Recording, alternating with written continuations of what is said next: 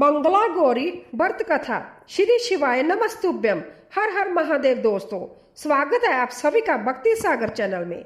दोस्तों, आज हम मंगला गौरी व्रत कथा लेकर आए हैं। आइए शुरू करते हैं। मंगला गौरी का व्रत हर वर्ष सावन मास के मंगलवार के दिन ही रखा जाता है। ऐसे वे सावन में आने वाले सभी मंगलवारों का विशेष महत्व होता है। इस व्रत को सुहागन महिलाएं और कुमारी कन्याएं दोनों ही रख सकती है। यह व्रत माता पार्वती को समर्पित है। मंगला गौरी व्रत को अंत्यतः शुभ फलदायी बताया गया है। मंगला गौरी व्रत महिलाएं अखंड सौभाग्य के लिए रखती है, साथ ही घर परिवार में सुख शांति और समृद्धि बनी रहे, इसके लिए भी यह व्रत रखा जाता है। ऐसा कहा जाता है कि इस व्रत को रखने से पति पत्नी के बीच के रिश्ते मधुर होते हैं। इसके अलावा संतान सुख की प्राप्ति के लिए भी यह व्रत किया जाता है। यदि किसी कन्या के विवाह में बाधाएं आ रही हो या मांगलिक दोष हो तो वह इस व्रत को रख सकती है। अब आइए श्रवण करते हैं मंगला गौरी व्रत कथा। एक गांव में एक बुढ़िया माई रहती थी। बुढ़िया माई का एक बेटा था जिसका नाम भोला था। उसकी एक सुंदर पत्नी भी थी, रूपा। भोला अपनी माँ का बहुत ख्याल रखता था। बहू भी बहुत सीधी सादी थी, लेकिन बुढ़िया माई दिन रात बहू से झगड़ा करती रहती थी। एक दिन बुढ़िया माई ने घर आकर बताया, बहू सुन, मैं शिवजी के मंदिर से आ रही हूँ। वहाँ सब बातें कर रहे हैं कि यदि सावन के सोमवार का व्रत कर अगले दिन मंगलवार को मंगला गौरी व्रत किया जाए तो भोले बाबा और माँ पार्वती की कृपा से तुझे बेटा हो सकता है। तब रूपा ने कहा, लेकिन माँ जी, मैं तो केवल सोमवार का व्रत करती हूँ। ठीक है, अब आप कह रही हैं तो इस बार मैं दोनों व्रत करूंगी। बुढ़िया माई केवल उसे परेशान और भूखा रखने के लिए यह सब कह रही थी। उसने आगे कहा, अरे ऐसे व्रत नहीं करना है। दोनों दिन कुएं से 7 गड़े पानी लाकर शिवलिंग पर चढ़ाना है। रूपा यह सुनकर परेशान हो गई और उसने कहा, माँ जी, मैंने तो यह सब करते किसी को नहीं देखा।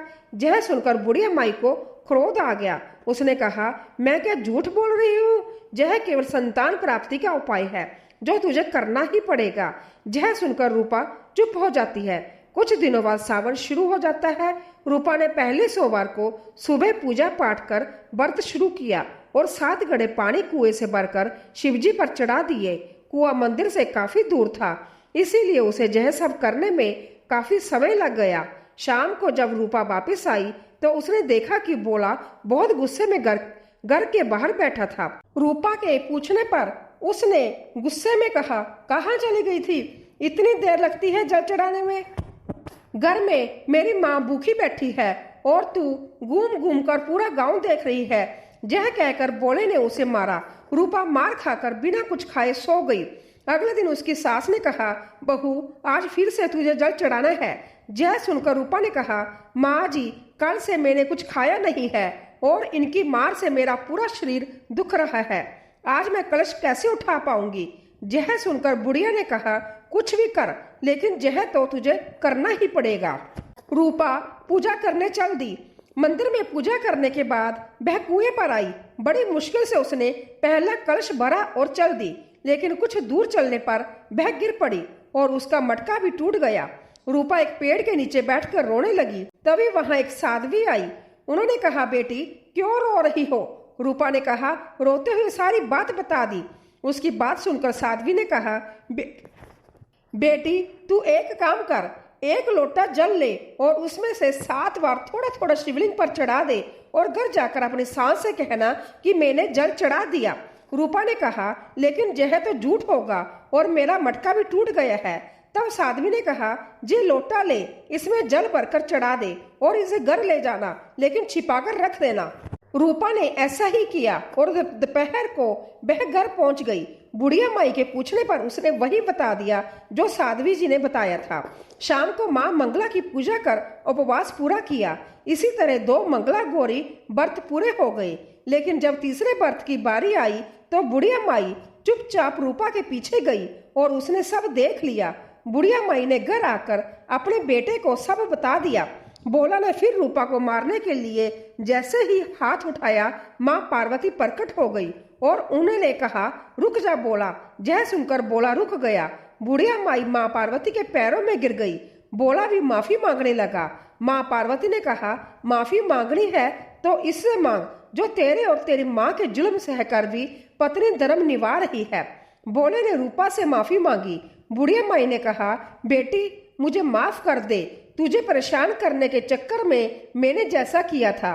रूपा ने माता पार्वती से कहा, माँ इस संसार से मेरा मन उब गया है, आप मुझे अपने साथ ले चलिए। देवी पार्वती जी ने कहा, ठीक है, आज से तू मेरी कृपा से जंगल में एक आश्रम बनाकर भक्ति करेगी, लेकिन इन दोनों को सजा मिलेगी। रूपा ने कहा, माँ इन्हें माफ कर दीजिए। यह सुनकर माँ पार्वती ने कहा, आज तुम्हारी बहू के कारण तुम्हें जीवन दान मिला है, जाओ इस लोटे को रख लो, तुम्हारे परिवार में कभी अन्न की कमी नहीं होगी, लेकिन मैं अपनी बेटी को साथ ले जा रही हूँ। माँ की कृपा से रूपा ने एक आश्रम बनाया जिसमें बहुत सी स्त्रियां जो घर में दुखी थी आकर भगवान की भक्ति करने लगी।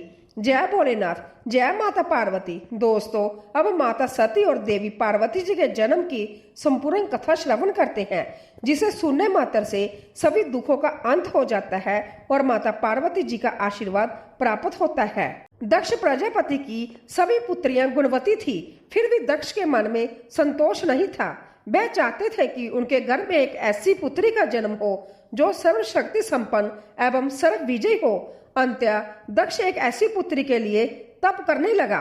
तप करते करते अधिक दिन बीत गए तो भगवती आदा ने प्रकट होकर कहा, मैं तुम्हारे तप से प्रसन्न हूँ, तुम किस कारण तप कर रहे हो? दक्ष ने तप करने का कारण बताया तो माँ बोली, मैं संभव पुत्री रूप में तुम्हारे जहाँ जन्म धारण करूंगी, मेरा नाम होगा सती। मैं सती के रूप में जन्म लेकर अपनी लीलाओं का विस्तार करूंगी।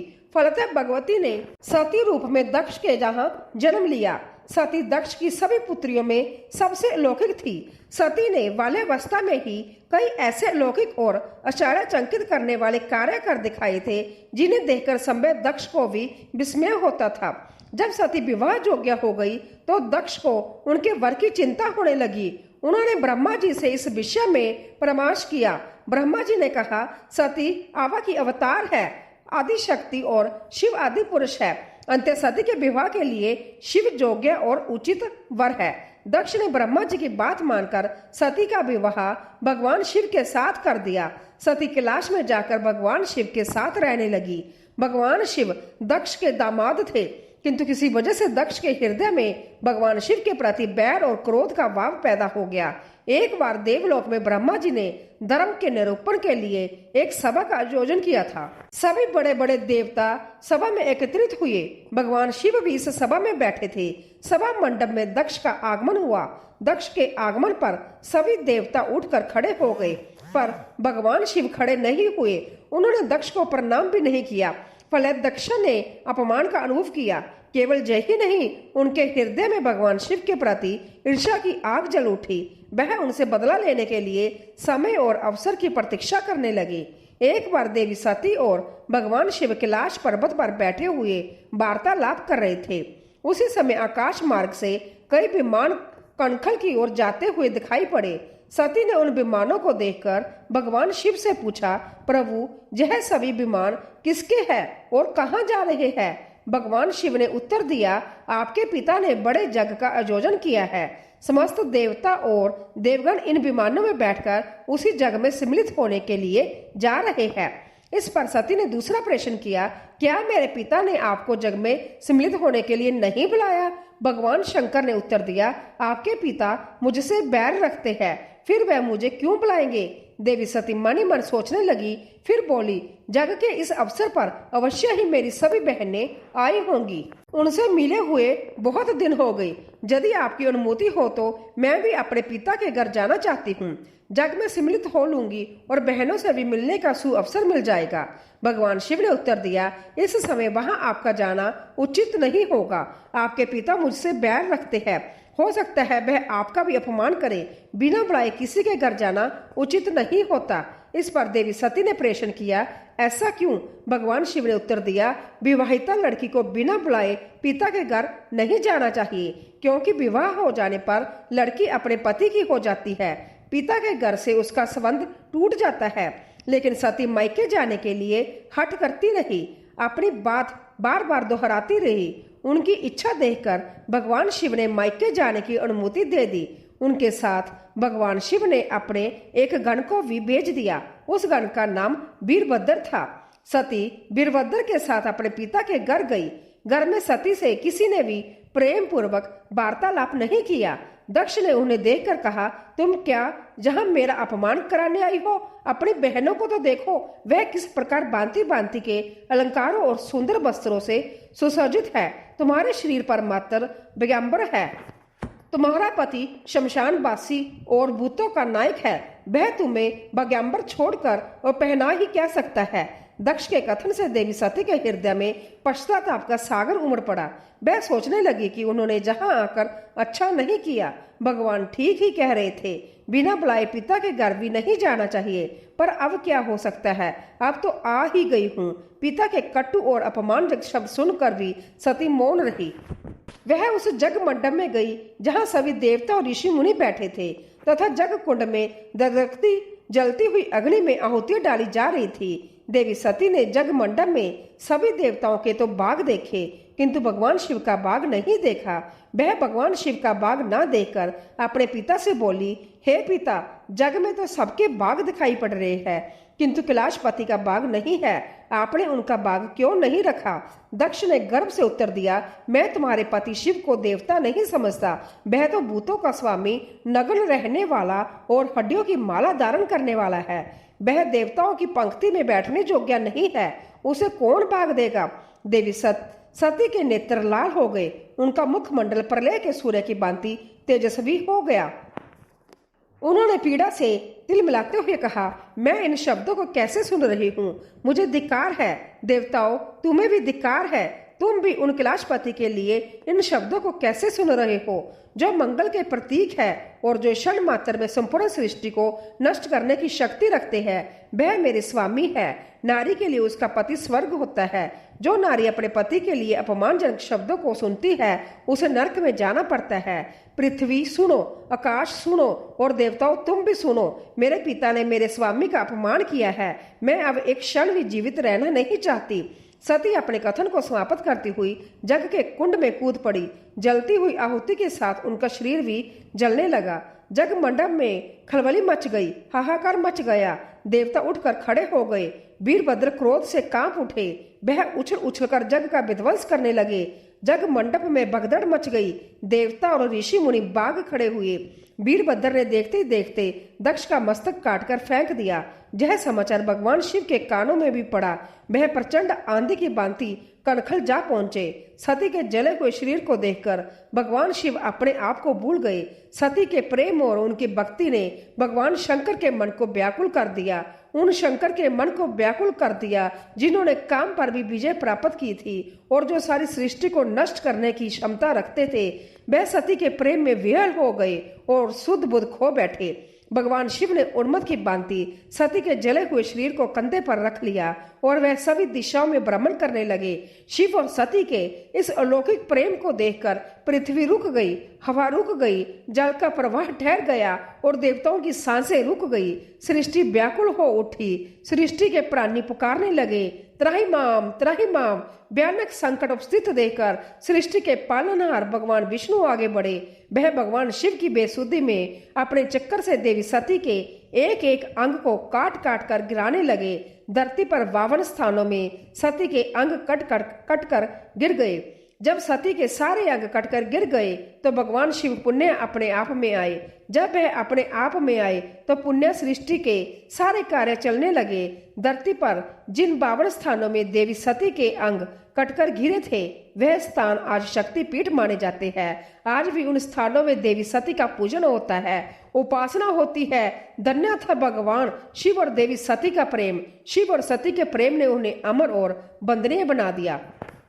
बाद में सती के वियोग में शंकर जी की ध्याननीय दशा हो गई। वह हर पल सती का ही ध्यान करते रहते थे और उन्हीं की चर्चा में व्यस्त रहते। उधर देवी सती ने शरीर का त्याग करते समय संकल्प किया था कि मैं राजा हिमालय के जहां जन्म लेकर शंकर जी की अर्धांगिनी बनूंगी। अब जगदम्बा का संकल्प व्यर्थ कैसे हो सकता था। वह उचित समय पर राजा हिमालय की पत्नी मैना के गर्भ में प्रविष्ट होकर उनकी कोख से प्रकट हुई। पर्वतराज की पुत्री होने के कारण वह पार्वती कहलाई। जब पार्वती बड़ी होकर सयानी हुई तो उनके माता पिता को अच्छा वर तलाश करने की चिंता सताने लगी। एक दिन अचानक देवऋषि नारद राजा हिमालय के महल में आ पहुंचे और पार्वती को देखकर कहने लगे कि इसका विवाह शंकर जी के साथ होना चाहिए और वही सर्वश्रेष्ठ दृष्टि से इसके योग्य है। पार्वती के माता पिता के आनंद का जय जानकर ठिकाना न रहा कि साक्षात जगन माता सती ही उनके जहां प्रकट हुई है। वह मन ही मन अपने भाग्य को सराहने लगे। एक दिन अचानक भगवान शंकर सती के वियोग में घूमते घूमते उसी प्रदेश में जा पहुंचे और पास ही के स्थान गंगा अवतरण में तपस्या करने लगे। जब हिमालय को इसकी जानकारी मिली तो वह पार्वती को लेकर शिव जी के पास गए। वहां राजा ने शिव जी से विनम्रता पूर्वक अपनी पुत्री को सेवा में ग्रहण करने के लिए प्रार्थना की। शिव जी ने पहले तो आनाकानी की, किंतु पार्वती के भक्ति देखकर वह उनका आग्रह ना टाल सके। शिव जी से अनुमति मिलने के बाद तो पार्वती प्रतिदिन अपने सखियों को साथ लेकर उनकी सेवा करने लगी। पार्वती हमेशा इस बात का ध्यान रखती थी कि शिव जी को किसी भी प्रकार का कष्ट ना हो। वह हमेशा उनके चरण धोकर चरणोदक ग्रहण करती और मंत्रों से पूजा करती थी। इसी तरह पार्वती को भगवान शंकर की सेवा करते काफी समय व्यतीत हो गया, किंतु पार्वती जैसी सुंदर वाला से इस प्रकार एकांत में सेवा लेते रहने पर भी भगवान शंकर के मन में कभी विकार उत्पन्न नहीं हुआ। वह सदा अपनी समाधि में भी निश्चल रहते। उधर देवताओं को तारकासुर का नाम का एक असुर बड़ा त्रास देने लगा। यह जानकर कि शिव जी के पुत्र से ही तारकासुर की मृत्यु हो सकती है, तभी देवता शिव पार्वती का विवाह कराने की चेष्टा करने लगे। उन्होंने शिव जी को पार्वती के प्रति अनुरक्त करने के लिए कामदेव को उनके पास भेजा, किंतु पुष्पदर्वा का पुष्प बाण भी भगवान शंकर के मन को विशुद्ध न कर सका। उल्टा कामदेव को उनकी क्रोध अग्नि से भस्म होना पड़ा। इसके बाद भगवान शंकर भी वहां अधिक रहना अपनी तपस्या के लिए विघ्न समझकर कैलाश की ओर चल दिए। पार्वती को भगवान शंकर की सेवा से वंचित होने का बड़ा दुख हुआ, किंतु उन्होंने निराश न होकर अब की बार तप द्वारा भगवान शंकर को संतुष्ट करने की मन में ठानी। उनकी माता ने उन्हें सुकुमार एवं तप के अयोग्य समझकर बहुत मना किया, इसीलिए उनका उमा नाम प्रसिद्ध हुआ, किंतु पार्वती पर इसका असर न हुआ। अपने संकल्प से वह तनिक भी विचलित नहीं हुई। वह घर से निकली और उसी शिखर पर तपस्या करने लगी जहां भगवान शिव जी ने तपस्या की थी। तभी से लोग उस शिखर को गौरी शिखर कहने लगे। वहां उन्होंने पहले वर्ष फलाहार से जीवन व्यतीत किया, दूसरे वर्ष वह पर्ण जाने वृक्षों के पत्ते खाकर रहने लगी और फिर तो उन्होंने पर्ण का वित्याग कर दिया, इसीलिए वह अपर्णा कहलाई। इस प्रकार पार्वती ने 3000 वर्ष तक तपस्या की। उनकी कठोर तपस्या को देखकर ऋषि मुनि भी दंग रह गए। अंत में भगवान आशुतोष का आसन हिला। उन्होंने देवी पार्वती की परीक्षा के लिए पहले सप्त ऋषियों को भेजा और पीछे संभ्या वटुक वेश धारण कर पार्वती की परीक्षा के निमित्त प्रस्थान किया। बोलिए शिव शंकर भगवान की जय।